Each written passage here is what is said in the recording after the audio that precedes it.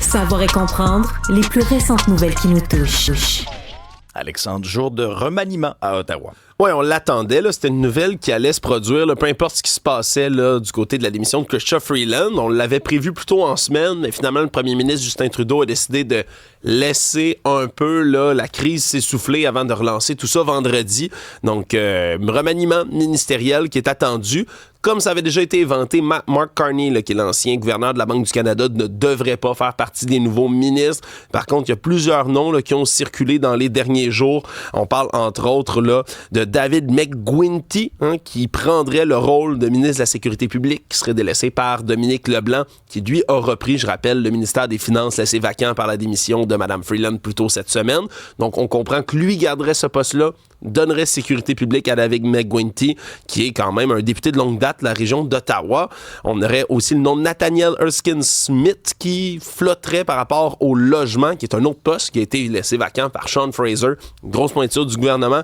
Je rappelle, c'est 9 ministres en tout et partout là, du cabinet Trudeau qui avaient décidé soit de ne pas se représenter, soit de démissionner, avec fracas ou pas, dépendamment des cas. Et donc, il fallait remplacer tout ce beau monde-là à un certain moment donné. La question qui perdure, c'est que M. Trudeau n'a toujours pas parlé aux médias, n'a toujours pas parlé à la population canadienne et il va faire un remaniement ministériel dans une période où son propre avenir politique à lui est en jeu. On se demande toujours s'il va démissionner, les rumeurs vont bon train, il n'y a personne qui sait exactement quel est son plan. Puis c'est pas certain qu'un remaniement ministériel va réussir à remettre le couvert sur la marmite, là, Alex. Bon, quelques réflexions en lien avec tout ça. D'abord, le Globe and Mail nous rapporte ce matin que le premier ministre Trudeau pèse toujours ses options. Il a été très discret, mis à part son discours au party de Noël des libéraux à Ottawa plus tôt cette semaine. Alors, est-ce qu'il va rester? Il fait des téléphones, vérifie un peu ses appuis. S'il quitte, est-ce qu'il quitterait en début d'année? Présentement, il consulte là, des proches collaborateurs, des gens de confiance. Il faut comprendre aussi que son cercle rapproché est de plus en plus restreint à M. Trudeau. Si on regarde quelques chiffres, il y a 153 députés du Parti libéral actuellement. Conseil des ministres qui est composé de 36 ministres. Mais là, sur la liste, il faut rayer quelques noms. C'est-à-dire que, selon le National Post ce matin, il y aurait une 50aine de députés libéraux qui demanderaient la démission de M. Trudeau. Alors là, tu les rayes, là, sur les 153. Maintenant, il reste environ un bassin d'à peu près une 60aine de députés potentiels. Mais faites-vous pas d'histoire, là. Le plus connu, celui qui est peut-être dans l'esprit de plusieurs, on se dit, comment ça se fait qu'il n'était pas déjà au Conseil des ministres, c'est David McGuinty. À part ça, il n'y a pas de gros noms tant que ça. Je vais vous faire une analogie c'est un peu comme une équipe de hockey. On connaît ça, des équipes de hockey qui rebrassent, un coach qui rebrasse ses trios un peu avec des gens à l'interne, puis c'est à peu près du pareil au même. Mais il n'y a pas de sauveur, là. Celui qui aurait pu être considéré comme sauveur, c'est Carney, il ne viendra pas. Oui, particulièrement dans le contexte qu'on vit depuis le début de la semaine. Tu joues un petit peu avec des pions, mais il n'y a pas de gros noms dans ce remaniement ministériel. Est-ce que tu penses qu'il gagne du temps juste pour se trouver une stratégie? Est-ce que c'est ça? Ah oui, non, mais actuellement, M. Trudeau joue un peu l'horloge, là. On comprend. Moi, je continue de croire qu'il va s'accrocher. Moi, j'ai pas entendu un Justin Trudeau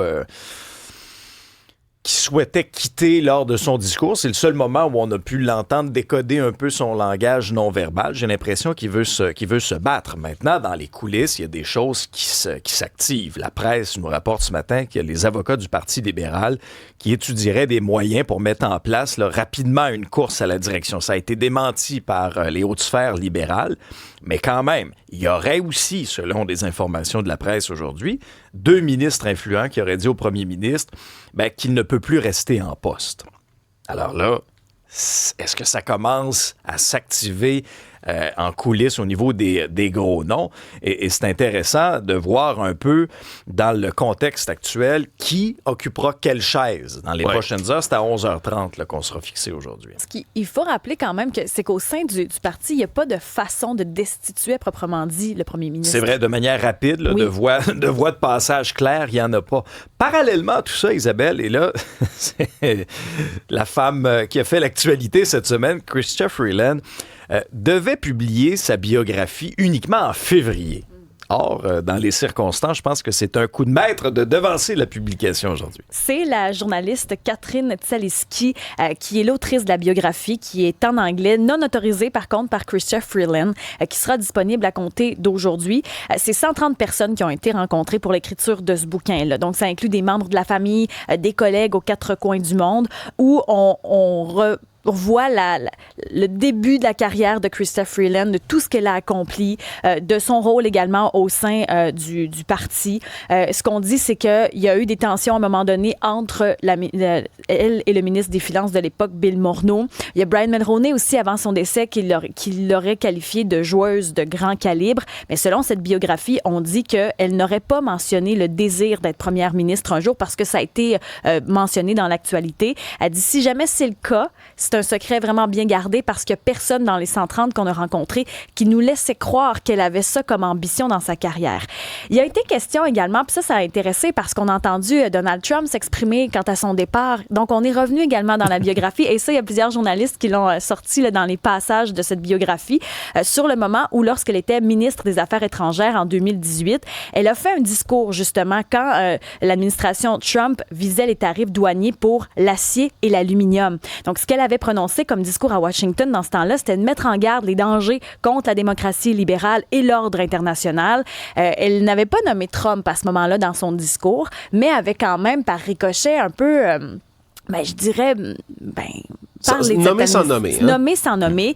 Il l'avait qualifié à ce moment-là, M. Trump, de méchante femme. Ouais, les deux s'aimaient pas beaucoup. En tout cas, M. Trump, moindrement que tu lui tiens tête, hein, lui, il aime pas ça, il est pas habitué à ça. Elle avait récidivé 3 mois plus tard. Elle avait fait une apparition dans un sommet des femmes dans le monde à Toronto. Ça s'appelait « Affronter les tyrans ». Puis il y avait un montage, entre autres, avec Donald Trump et, M. Bachar al-Assad de la Syrie, Xi Jinping de la Chine, entre autres. Et là aussi, ça n'avait pas fait son affaire. Donc, on veut vraiment mettre la lumière sur le parcours de Mme Chrystia Freeland, ses études également comme surdouée. Ça aussi, ça en était question, ses différents voyages aussi à travers le monde. Les passages qui sont rendus publics sont franchement intéressants. Ça nous permet de connaître la femme derrière l'image publique aussi, même s'il s'agit, je le rappelle, d'une biographie qui est non autorisée.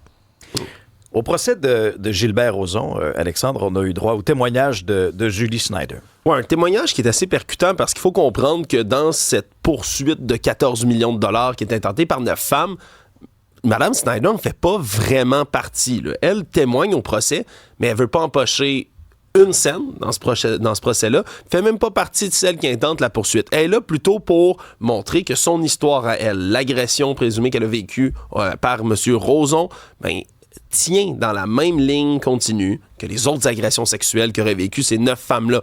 Et donc, elle a raconté l'agression sexuelle qu'elle aurait vécue en 1991 dans un appartement de Juste pour rire à Paris. Elle était là pour la première du spectacle de Michel Courtemanche et là, a fait le récit au complet. Là. Pendant le procès, s'était endormie dans cet appartement-là, s'est réveillée en sentant une pression contre elle. Au début, elle avait peur que quelqu'un se soit introduit par infraction, soit là avec un couteau peut-être pour la tuer. Finalement, elle se rend compte que c'est Gilbert Rozon. Et là, un détail revient, Alex, qu'on avait déjà énuméré ici à l'émission.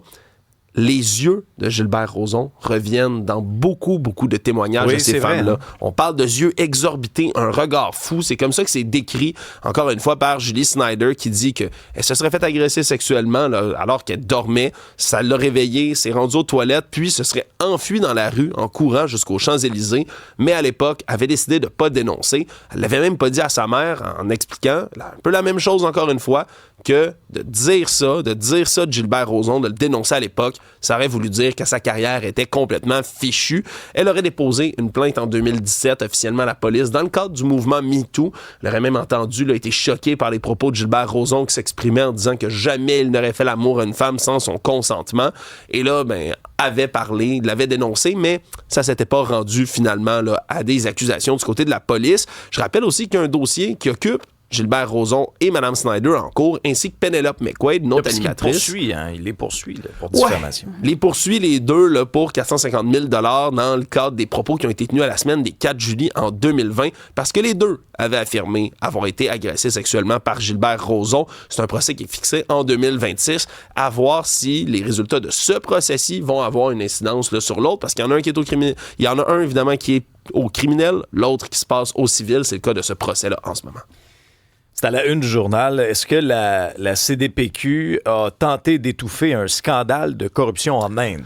Oui, c'est assez spécial cette affaire-là. On oublie à quel point la CDPQ Infra, c'est gros, hein, Alex? C'est massif, hein? C'est immense. C'est tentaculaire, puis ça a des branches dans plusieurs pays. Là, c'est le cas de la branche indienne. C'est des PQ qui ont investi beaucoup d'argent, 600 millions de dollars de notre bas de laine des Québécois dans le producteur d'énergie solaire Azure Power Global, qui se trouve en Inde.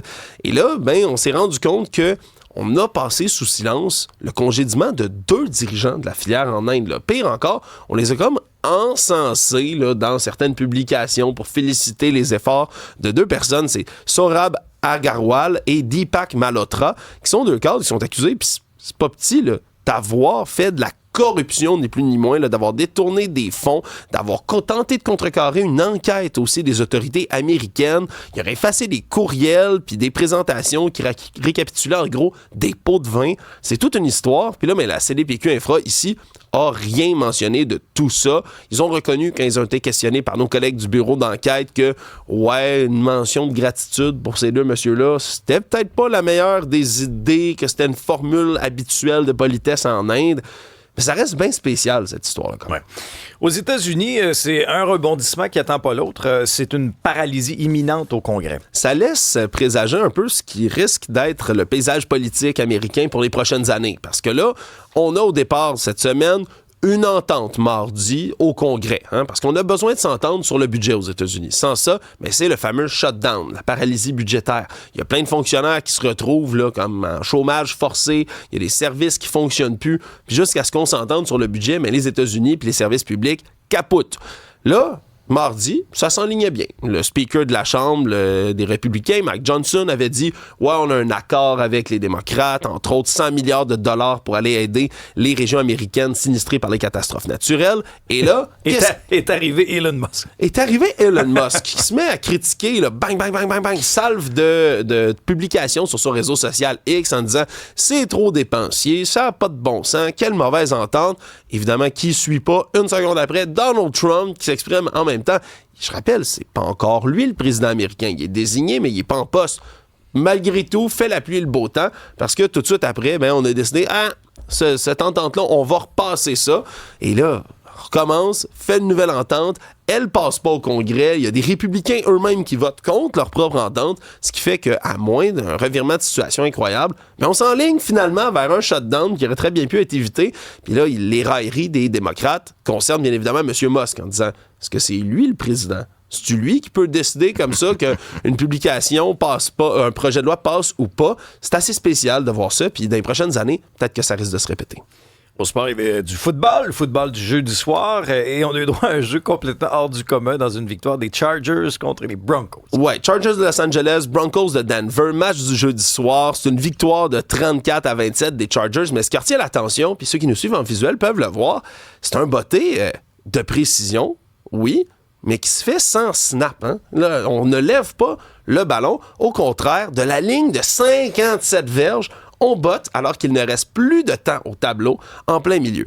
Qu'est-ce que c'est? Mais ça s'était pas passé depuis 1976 dans la NFL. Ah ouais? Absolument. C'est un règlement que peut-être les gens ne connaissent pas. Lorsque on reçoit là, une possession avec une demande d'immunité, c'est-à-dire quelqu'un de l'autre équipe dégage, on attrape le ballon, on met un genou à terre, on peut, à ce moment-là, si on veut, rebotter nous-mêmes directement en tentant de viser un botté de précision. Habituellement, on se comprend. Lorsque c'est un botté comme ça de dégagement, ça va bien trop loin pour que tu essaies un botté. Sauf que là, du côté des Broncos, on a botté jusqu'à la ligne de 57. On bottait de très loin et c'était tentable. Ce qui fait qu'il peut s'exercer comme ça. Pas de ligne à l'attaque, il n'y aura pas de tentative de la défense d'essayer de bloquer son kick et il peut même reculer de plusieurs mètres pour se prendre un élan. Et il a réussi là, direct dans le milieu avec 0 seconde à faire au cadran, un botté de précision. Bref, c'est rarissime que ça arrive. Il y a même des joueurs qui ne savaient même pas le règlement qui était sur le terrain. Bref, c'est assez spécial ce qui s'est passé. Et ça fait la différence dans ce match-là.